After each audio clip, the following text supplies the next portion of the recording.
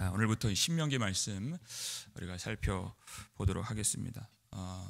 이스라엘 백성들이 이제 약속의 땅 그 문 앞까지 간 시점입니다. 이제 모세는 이제 죽을 날이 얼마 남지 않던 그 시점에서 약속의 땅에 들어가는 이스라엘 자손들에게 그 약속의 땅에서 반드시 지켜야 할 생명의 길인 이 말씀을 모세가 전해주는 내용이 바로 이제 신명기 말씀입니다. 우리 1절 말씀부터 우리 한 절 한 절 살펴보도록 하겠습니다. 1절 함께 읽겠습니다. 이는 모세가 요단 저쪽 숲 맞은편에 아라바 광야 곧 바란과 도벨과 라반과 하세롯과 디삽 사이에서 이스라엘 무리에게 선포한 말씀이니라. 아멘. 이스라엘 무리에게 선포한 말씀이니라. 이제 광야 땅을 거의 다 지나서 이제 약속의 땅을 들어가고자 하는 그 문턱에서 이스라엘 무리에게 선포한 말씀이니라 이렇게 되어 있어요.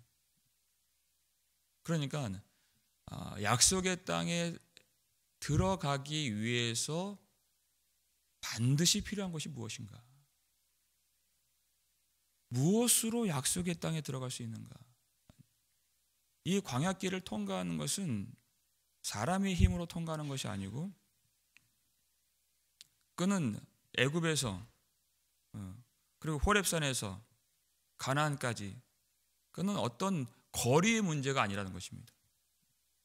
가장 중요한 것이 무엇인가? 신명기를 원어로 보면은 가장 처음에 이제 나오는 말씀이 이는 말씀이니라. 이는 말씀이니라. 약속의 땅에 들어갈 수 있게 하나님이 우리에게 주신 가장 중요한 것은 바로 이는 말씀이니라가 되는 것입니다. 그 말씀을 믿고 순종함으로 하나님이 약속하신 그 땅에 들어갈 수 있다는 것입니다.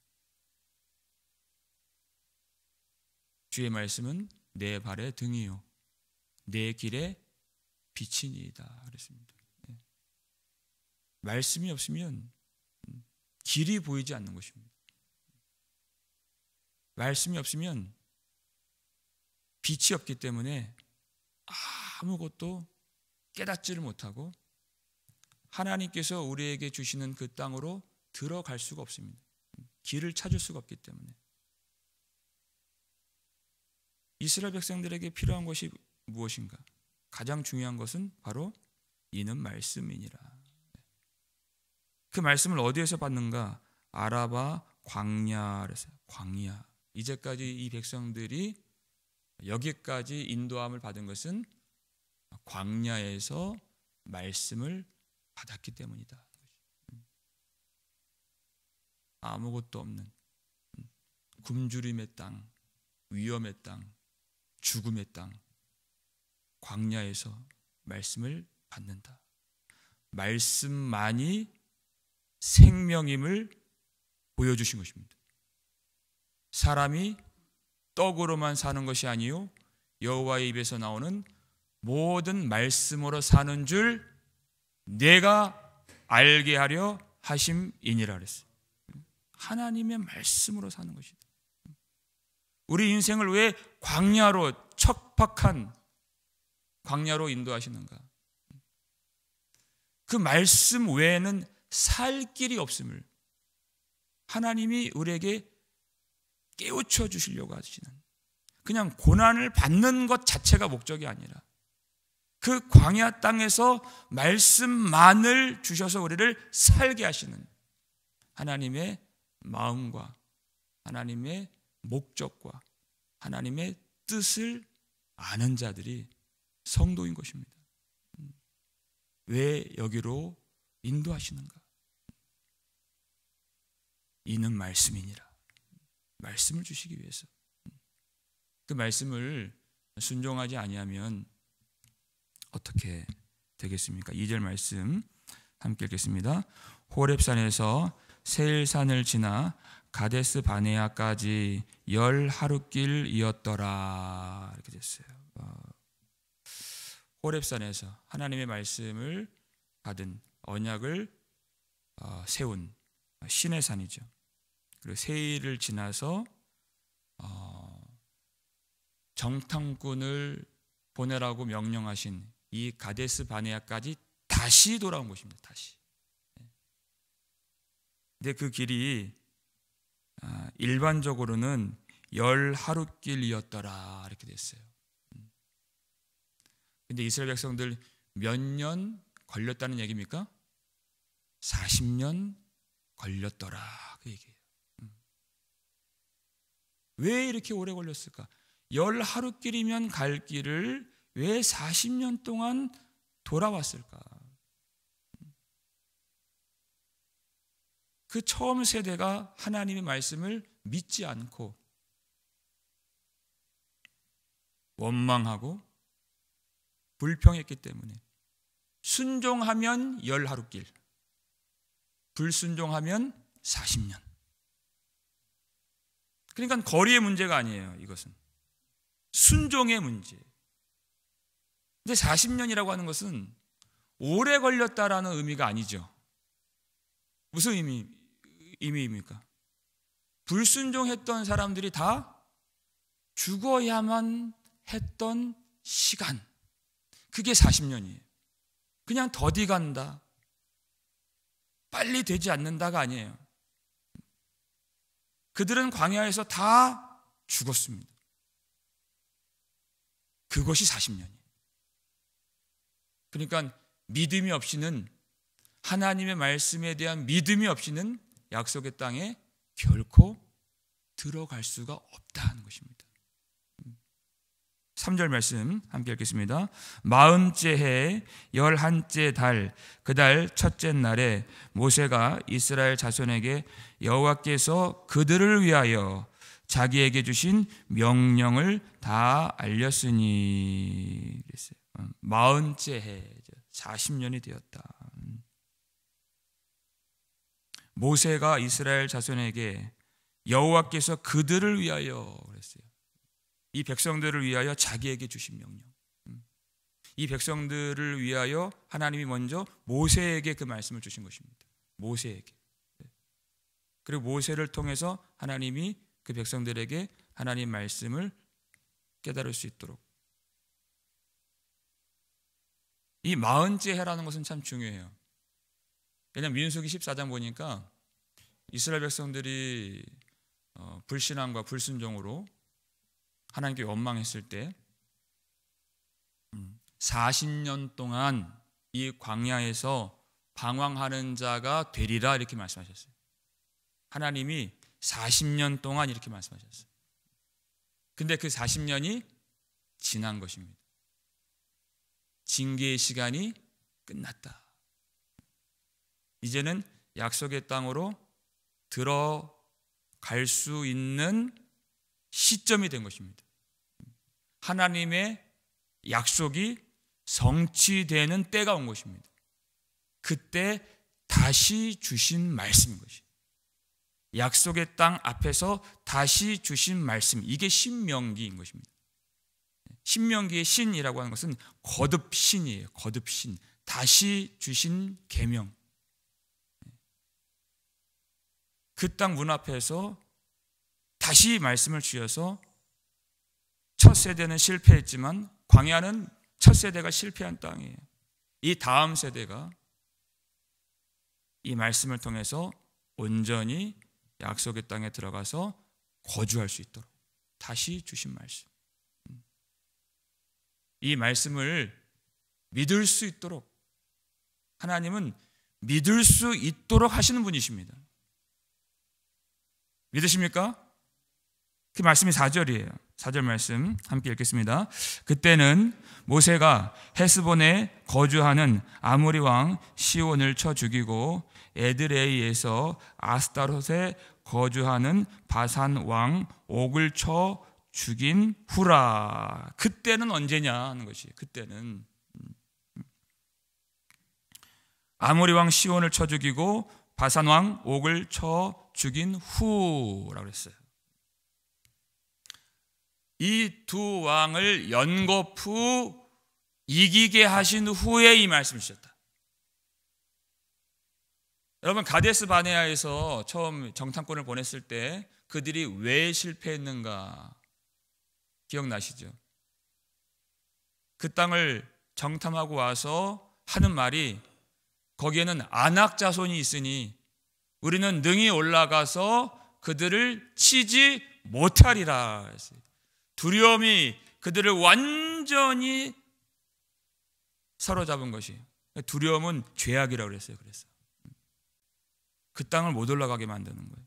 하나님 말씀을 믿지 못하게 만드는 것입니다. 하나님은 올라가라 하셨는데 자기들은 올라가지 못하겠다 이렇게 하는 것입니다. 그 아낙 자손들이 너무 두려워서, 우리는 스스로 보기에 메뚜기와 같았어. 그런데요, 하나님은 하나님의 말씀을 주실 때 그냥 말만 주시는 것이 아니라 그 말씀 속에는 하나님의 성취하시는 구원의 능력이 있음을 믿으시기 바랍니다. 하나님은 그 말씀을 이루시는 분이십니다. 그냥 말만 주시는 분이 아니세요. 그런데 지금은 어떤 시점이냐? 그들이 아무것도 없지만, 아무런 능력이 없지만 아모리 왕 시온과 바산 왕 옥을 죽인 후라고 했어요. 믿지 못하고 두려워하고 올라가지 않고 주저주저하는 이 백성들을 위해서 하나님께서 큰 승리 두 번을 이 광야에서 경험케 해주신 것입니다. 연달아서. 너희들이 힘이 있어서 너희들의 힘으로 승리하는 것이 아니다. 오직 여호와께서 너희를 위하여 대신 싸우시고 여호와께서 홀로 이루시는 구원이다 라는 것을 깨닫게 해주시기 위해서. 그러니까 하나님은 그냥 말씀만 주시는 분이 아니시라 이 말씀을 믿을 수 있게 도우시는 분이십니다. 시험하시는 분이 아니세요. 그냥 판단하시는 분이 아니세요. 믿음을 도우시는 하나님이십니다. 이 세상 모든 만물을 보십시오. 말씀으로 지어진 바 된 만물입니다. 사도 바울은 이 만물 속에 하나님의 능력과 신성이 다 나타나 보여진다고 그랬습니다. 우리가 실족하지 않도록.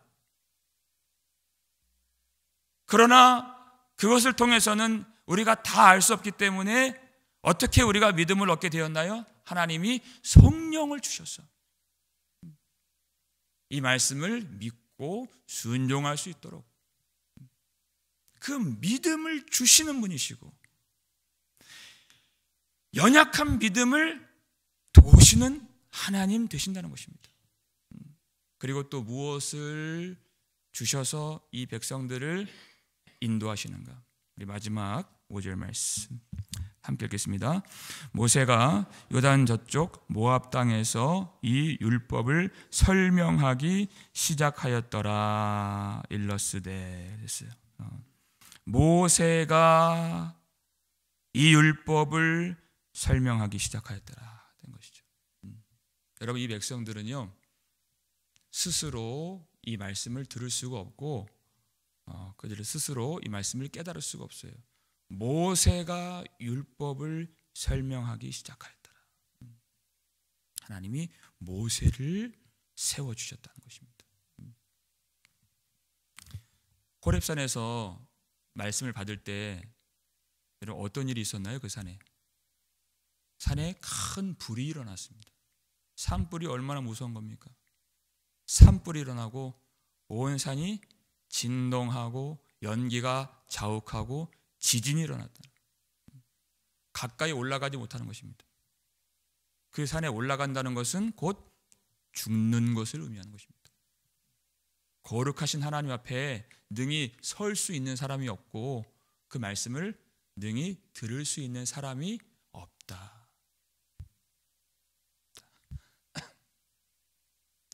근데 하나님이 모세를 지명하여서 모세야 올라와라 이렇게 하신 것입니다. 하나님 그 모세를 통해서 이스라엘 백성 전체에게 말씀을 주시는 중보자를 세워주셨다. 그 뜻이 중보자를 세워주셨다. 우리는 하나님께 올라갈 수가 없습니다. 우리는 범죄한 사람들이기 때문에. 그러나 하나님이 세우신 그 중보자를 내려보내셔서 우리를 깨우쳐 주시고 하나님께로 올라올 수 있도록, 나아올 수 있도록 그 중보자를 하나님이 세워주신다. 이것이 이 복음을 이해하는 가장 중요한 열쇠가 되는 것입니다. 우리 디모데전서 2장 5절 말씀 우리 함께 읽겠습니다. 하나님은 한 분이시요 또 하나님과 사람 사이에 중보자도 한 분이시니 곧 사람이신 그리스도 예수라. 아멘. 모세보다 탁월하신 예수 그리스도, 우리의 유일한 중보자가 되시는, 우리는 그 예수 그리스도를 통하여 하나님을 알 수 있고 하나님의 말씀을 받을 수 있게 되었습니다. 모세가 율법을 설명하기 시작하였더라라는 이 방식 아주 큰 은혜죠.